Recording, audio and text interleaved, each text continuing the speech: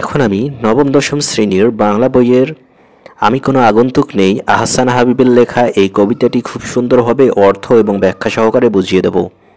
কবিতাটি তোমাদের জন্য খুবই একটি গুরুত্বপূর্ণ কবিতা। আমি কোনো আগন্তুক নেই, এখানে আগন্তুক বলতে বোঝানো হচ্ছে যে আমি কোনো অপরিচিত নেই, অর্থাৎ আমি কোনো বাইরের নই, আমি নিজেরই।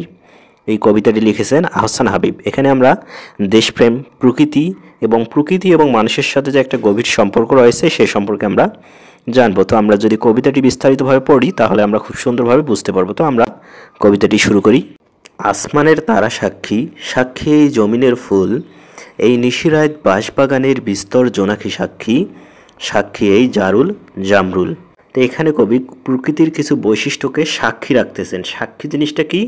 সাক্ষী হচ্ছে নিজ চোখে দেখা, অর্থাৎ এখানে কবি যে জিনিসগুলোর উপাদানগুলোর নাম বলেছে সেই সমস্ত উপাদানগুলো কবিকে নিজ চোখে দেখেছেন, সেটাই এখানে তিনি বলেছেন।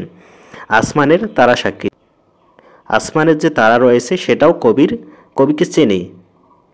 সাক্ষী এই জমিনের ফুল, এই জমিনের যে ফুলগুলো রয়েছে সেগুলোও কবিকে চেনে। এই নিশিরাত বাঁশবাগানে বিস্তর জোনাকি সাক্ষী, নিশিরাত মানে কি? গভীর রাত। বাঁশবাগানে বিস্তর যে জোনাকি, অর্থাৎ গভীর রাতে অন্ধকার আলোতে দেখবে জোনাকি পোকা, বিস্তর জোনাকি, অনেকগুলো জোনাকি পোকা একসঙ্গে বাঁশবাগানে থাকে, সেটার কথাই এখানে বলা হয়েছে। সাক্ষী এই জারুল জামরুল, জারুল হচ্ছে একটা ফুলের নাম এবং জামরুল হচ্ছে একটা ফলের নাম। এটা কিন্তু খুবই গুরুত্বপূর্ণ। জারুল ফুল এবং জামরুল ফলের কথা কিন্তু এখানে বলা হয়েছে, এগুলো তোমাদের অবশ্যই মনে রাখতে হবে। তো কবি এখানে এই সমস্ত জিনিসগুলোকে বলতেছেন যে এই সমস্ত জিনিসগুলো আমাকে চেনে। অর্থাৎ এখানে মূলত কবি যে বাইরের কেউ নয়, কবি যে এই দেশের মানুষ, কবি যে এই দেশেই জন্মগ্রহণ করেছেন। এই জোনাকি পোকা দেখে, এই আসমানের তারা দেখে, এই জমিনের ফুল দেখে, এগুলো দেখেই যে কবি বড় হয়েছেন, কবি যে বাইরের কেউ নয় সেটাই মূলত তিনি এখানে বুঝিয়েছেন। সাক্ষী পুবের পুকুর, পুবের পুকুরকেও তিনি সাক্ষী রাখলেন। তার ঝাঁকড়া ডুমুরের ডালে স্থির দৃষ্টি, মাছরাঙ্গা আমাকে চেনে, আমি কোনো অভ্যাগত নই, খোদার কসম আমি ভিনদেশি পথিক নেই, আমি কোনো আগন্তুক নই। তো এখানে প্রথমেই বলল যে সাক্ষী পুবের পুকুর, পুবের পুকুরকে সাক্ষী রাখলাম, অর্থাৎ এই পুকুরটাকেও কবিকে দেখেছেন, কবিকে চেনেন। তার ঝাঁকড়া ডুমুরের ডালে স্থির দৃষ্টি, মাছরাঙ্গা আমাকে চেনে, অর্থাৎ পুকুরের পাশে যে ডুমুর গাছ থেকে সেই ডুমুরের গাছগুলো ডালপালা ঝাঁকড়া হয়, সেই ঝাঁকড়া ডালে যে মাছরাঙ্গা বসে থাকে, পুকুরের উপরে কি মাছরাঙ্গা পাখি দেখবে যে বসে থাকে মাছ ধরার জন্য, সে ছৌ মেরে কিন্তু সেখানে তাকিয়ে থাকে, সেই মাছরাঙ্গাও তাকে চেনে। আমি কোনো অভ্যাগত, অভ্যাগত মানে কি? আত্মীয় নয়, অর্থাৎ কবি এই দেশেরই মানুষ, এই দেশেই জন্মগ্রহণ করেছেন, তিনি কোনো আত্মীয় নন। খোদার কসম আমি ভিনদেশি পথিক নই, আমি ভিনদেশি কোনো পথিক নই, আমি কোনো আগন্তুক নই, আমি কোনো আগন্তুক বা আমি কোনো অপরিচিত ব্যক্তি নই। এখানে খোদার কসম, অর্থাৎ আমরা এই খোদার কসম কখন বলা হয়? খোদার কসম বলা হয় তখন যখন আমরা কাউকে বিশ্বাস, আমাদের কথাকে কাউকে বিশ্বাস করানোর জন্য বা এই কথাটার মধ্যে আরও একটু সত্যিটা আরও জোরালো করার জন্য খোদার কসম এই কথাটি বলা হয়।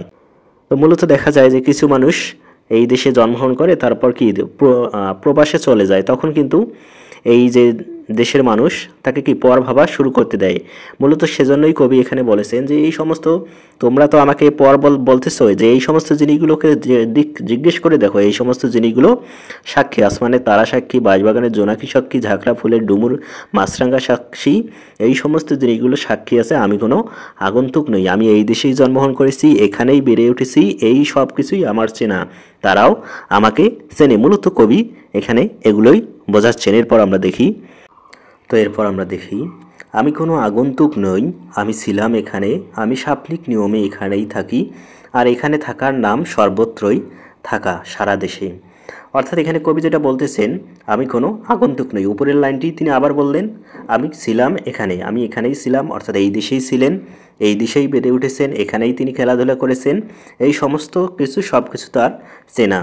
আমি সাপ্নিক নিয়মে এখানেই থাকি, সাপ্নিক নিয়মে বলতে স্বপ্নে দেখা, অর্থাৎ কল্পনাতে দেখা। আমরা যখন কোনো কিছু স্বপ্নে দেখি তখন কিন্তু আসলে এটা বাস্তবে দেখা হয় না, বাস্তবে ওই জিনিসটা কিন্তু থাকে না।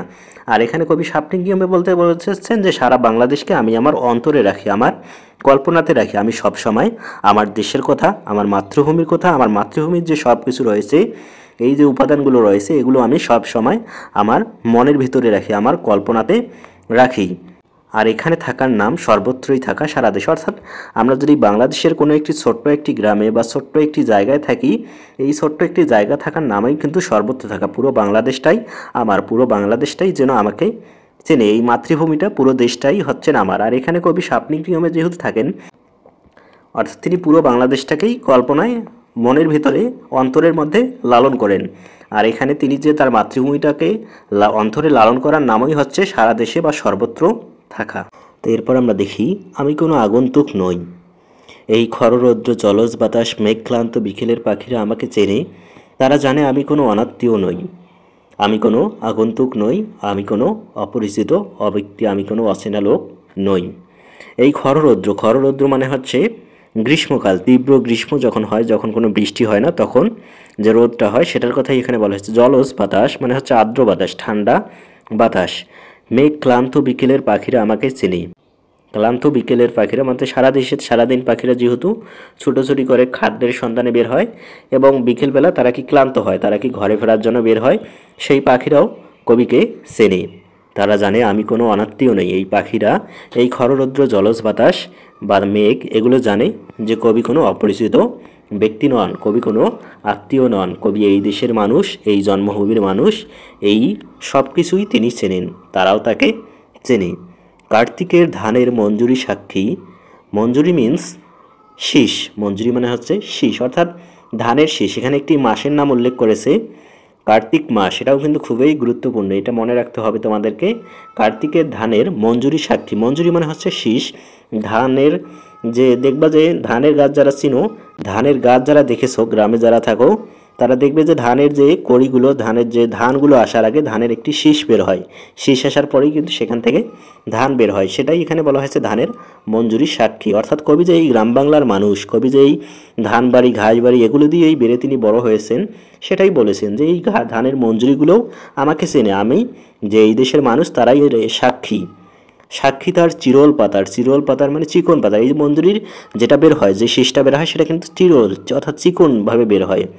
টলমল শিশির, সাক্ষী জ্যোৎস্নার চাদরে ঢাকা নিশিন্দার ছায়া। চিরল পাতায় যে শিশির পড়ে, সেই শিশিরটাকেই বলা হয়েছে যে টলমলে শিশিরটা সাক্ষী। সাক্ষী জ্যোৎস্নার চাদরে ঢাকা নিশিন্দার ছায়া। নিশিন্দা মিন্স এক ধরনের ফলজ গাছ। নিশিন্দা মানে হচ্ছে এক ধরনের ফলজ গাছ। গ্রামে এই ধরনের গাছ একটা ঔষধি গাছ আর কি। এই গাছগুলো গ্রামের বনে জঙ্গলে বিভিন্নভাবে দেখা যায়। সাক্ষী জ্যোৎস্নার চাদরে ঢাকা নিশিন্দার ছায়া, এই সব কিছু যেন কবিকে চেনেন। তো এতক্ষণ আমরা দেখলাম, এখানে আমরা দেখলাম কবি তার নিজের অস্তিত্বটাকে সাক্ষী দিচ্ছেন। কবি যে কোনো আগন্তুক নেই, কবি এই দেশের মানুষ, এখানেই তিনি বেড়ে উঠেছেন। যদি বিশ্বাস না হয় তাহলে তো কবি কি সাক্ষী দিয়েছেন যে এই সমস্ত জিনিসগুলো, এই সমস্ত প্রাকৃতিক উপাদানগুলো আমাকে চেনে, এরা আমার সাক্ষী, এরা আমাকে চেনে। আমি যে কোনো বাইরে নেই, আমি যে এই সারা দেশেই থাকি, আমি এই বাংলার একটি ছোট গ্রামে বাস করেছি, আমি এখন এই দেশে থাকি না, আমি একটু বাইরে থেকে কাজের সূত্রে, কিন্তু এই জিনিসগুলো আমাকে চেনে। এই মানুষগুলো, এই যে প্রাকৃতিক যে উপাদানগুলো রয়েছে এগুলোকে চেনে। এগুলোর পাশ দিয়েই আমি হেঁটে বড় হয়েছি, ধানের যে ক্ষেত রয়েছে এগুলোর আইল দিয়েই আমি সারাদিন হেঁটে বেরিয়েছি, এটাই এখানে বলা হয়েছে। তো এখানে কবির নিজের অস্তিত্ব, নিজের দেশপ্রেমের পাশাপাশি কিন্তু প্রকৃতির যে বিষয়গুলো রয়েছে সেগুলো খুব সুন্দরভাবে ফুটিয়ে তুলেছেন। দেখো এখানে কত সুন্দরভাবে তিনি প্রকৃতির বিষয়গুলোকে তুলে ধরেছেন। নিশিরাত বাঁশবাগানে বিস্তর জোনাকি সাক্ষী, এটা দেখো, এটা কিন্তু একটা প্রকৃতির উপাদান। জারুল জামরুল এগুলো কিন্তু প্রকৃতির উপাদান। ঝাঁকড়া ডুমরের ডালে স্থির মাছরাঙ্গা, এগুলো কিন্তু খুব সুন্দর একটি প্রকৃতির উদাহরণ। তারপর কার্তিকের ধানের মঞ্জুরি, আমরা কিন্তু অনেকেই হয়তো যারা শহরে থাকে তারা ধানের মঞ্জুরি চিনি না, এটা হচ্ছে প্রকৃতির একটা অপরূপ সৌন্দর্য। তো এরপর আমরা দেখি, অকাল বার্ধক্যে নত কদমালি তার ক্রান্ত চোখের আধার, আমি চিনি আমি তার চিরচেনা স্বজন একজন। তো এখানে যেটা বলা হয়েছে অকাল বার্ধক্যে, মানে পরিশ্রম করতে করতে অল্প বয়সেই বার্ধক্য বা বয়সের ভারটা চলে আসা। কদমালি এখানে একজনের নাম কিন্তু দিয়েছে, কদমালি তার ক্লান্ত চোখের আধার, আমি তার চিরচেনা স্বজন একজন। অর্থাৎ এখানে মূলত যেটা বলা হয়েছে যে এই যে সারা দেশে এই যে কবির জন্মভূমির যে সমস্ত শ্রমিকগুলো রয়েছে, যে সমস্ত মানুষগুলো ক্লান্ত পরিশ্রম করতে করতে কি ক্লান্ত হয়ে গিয়েছে, বার্ধক্য পরিণত হয়েছে, কবি তাদেরকে চেনেন, কবি তাদের একজন আত্মীয়। আমি জমিলার মার শূন্য খাখা রান্নাঘর শুকনো তালা সব চিনি, সে আমাকে চেনে। অর্থাৎ এখানে দারিদ্রতার কথা বলা হয়েছে। দেখো, আমি জমিলার মার শূন্য খাখা রান্নাঘর শুকনো তালা সব চিনি, সে আমাকে চেনে। অর্থাৎ বাংলাদেশে যেহেতু অধিকাংশ মানুষ দারিদ্র, তাদের ঘরে কিন্তু অনেক সময় রান্না করার মতো কিছু থাকে না। সেজন্যই এখানে বলা হয়েছে যে শূন্য খাখা, অর্থাৎ রান্নাঘরে কিছুই নেই, তার থালাগুলো সব শূন্য। এখানে সমস্ত যে গরিব অভাবী লোক তাদের কথাই এখানে বলা হয়েছে, যে কবি এই সমস্ত লোকগুলো চেনে, যে আমিও তো হয়তো একসময় অভাবী ছিলাম, আমার আশেপাশের সব মানুষ অভাবী ছিল, এই অভাবী মানুষগুলোকে আমি চিনি। আমি আমার এই জন্মভূমির যে সমস্ত গরিব মানুষগুলো রয়েছে আমি তাদেরকে চিনি, তারা আমার আত্মীয়র মতো। তো এরপর দেখি, হাত রাখো বইটায় লাঙ্গলে, দেখো আমার হাতের স্পর্শ লেগে আছে কেমন গভীর। অর্থাৎ এতক্ষণ কবি সব কিছুকে সাক্ষী রাখলেন, এখন তিনি বলতেছেন যে হাত রাখো বইটায় লাঙ্গলে। অর্থাৎ বৈঠায় লাঙ্গলের মানে হচ্ছে যে নৌকা চালানোর জন্য যে বৈঠাগুলো রয়েছে, যেগুলো দিয়ে ঠেলে ঠেলে নৌকা এগোনো হয়, সেটার কথাই এখানে বলা হয়েছে, যে ওই বৈঠায় তুমি হাত রাখো, দেখো আমার হাতের স্পর্শ লেগে আছে কেমন গভীরভাবে।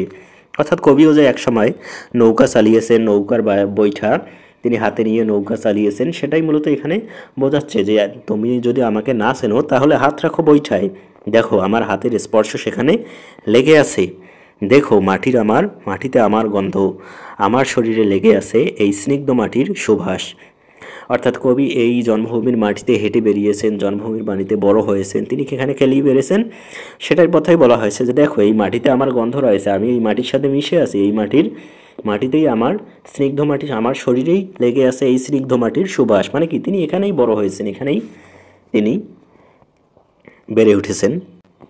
এরপর আমরা দেখি, আমাকে বিশ্বাস করো আমি কোনো আগন্তুক নেই, আমাকে বিশ্বাস করো আমি কোনো ভিনদেশি পথিক নই। পথ দেখি, দুপাশে ধানের ক্ষেত সরু পথ, সামনে ধুধু নদীর কিনার, আমার অস্তিত্বে গাথা, আমি এই উধাও নদীর মুখ ধুয়ে এক অবোধ বালক। দুপাশে ধানের ক্ষেত সরু পথ, অর্থাৎ যারা গ্রামে থাকো তারা দেখতে পারবে যে রাস্তার সাইডেও কিন্তু দেখা যায় যে দুপাশে ধানের ক্ষেত মাছ দিয়ে একটু যাতায়াত করার জন্য সরু একটু আইল, যেটাকে বলা হয় আইল থাকে যাতায়াত করার জন্য। সামনে ধুধু নদীর কিনার, অর্থাৎ শূন্য নদীতে পানি না থাকার কথা বলা হয়েছে। আমার অস্তিত্বে গাথা, আমি এই উধাও নদীর মুগ্ধ এক অবোধ, মানে অবুঝ বালক।